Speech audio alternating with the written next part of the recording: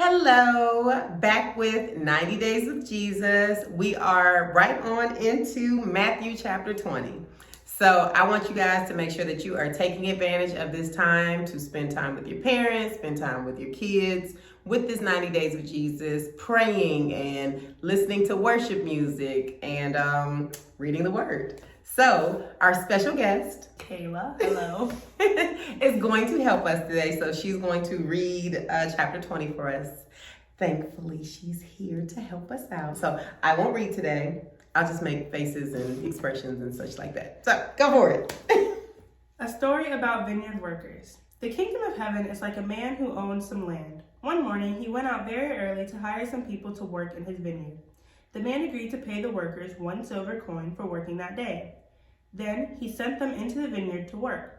About 9 o'clock, the man went to the marketplace and saw some other people standing there doing nothing. So he said to them, "If you go and work in my vineyard, I will pay you what your work is worth." So they went to work in the vineyard. The man went out again about 12 o'clock and again at 3.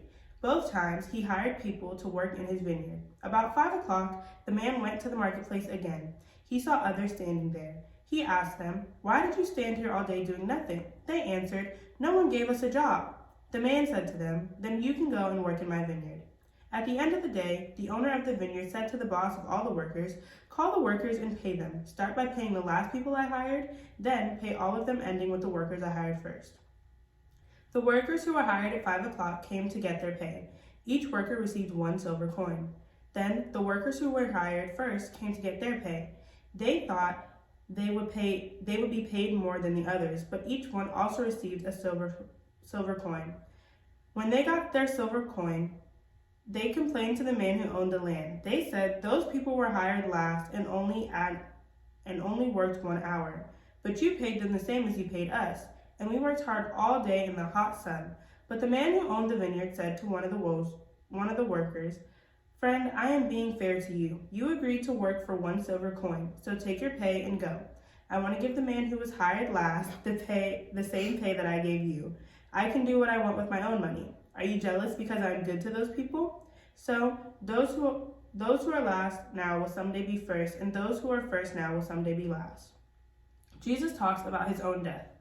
Jesus was going to Jerusalem. His 12 followers were with him. While they were on the way, Jesus gathered the followers together and spoke to them privately. He said to them, "We are going to Jerusalem. The Son of Man will be turned over to the leading priests and the teachers of the law. They will say that he must die. They will give the Son of Man to the non-Jewish people. They will laugh at him and beat him with whips, and then they will kill him on a cross. But on the 3rd day after his death, he will be raised to life again." A mother asked Jesus a favor.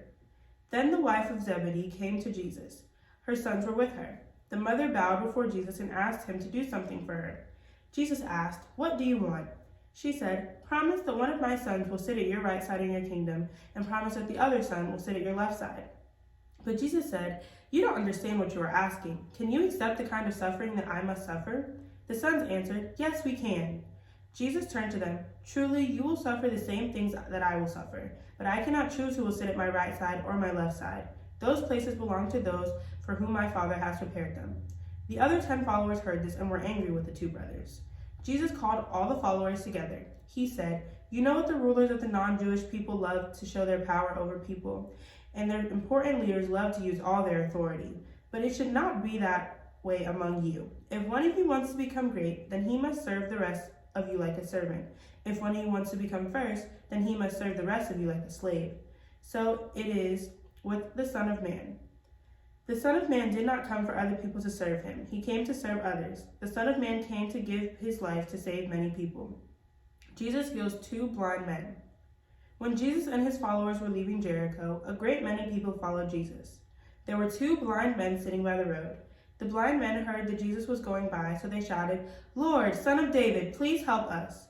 All the people criticized the blind men. They told them to be quiet, but the blind men shouted more and more, "Lord, Son of David, please help us."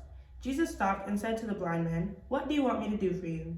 They answered, "Lord, we want to be able to see." Jesus felt sorry for the blind men. He touched their eyes, and at once they were able to see. Then the men followed Jesus. I think this chapter is a wonderful representation of Jesus as a servant. and gives us a great example of how we should live and how we should seek out to help our brothers and our sisters. So I really like this chapter. Not like I didn't like the rest of them, but I'm so glad that we had our special guest. Hi, my name's Kayla. So glad that my baby not so baby could join us today. That has been chapter 20. And we will be back with chapter 21. See you soon. Make sure you are participating as much as you can in this 90 Days with Jesus. See you later.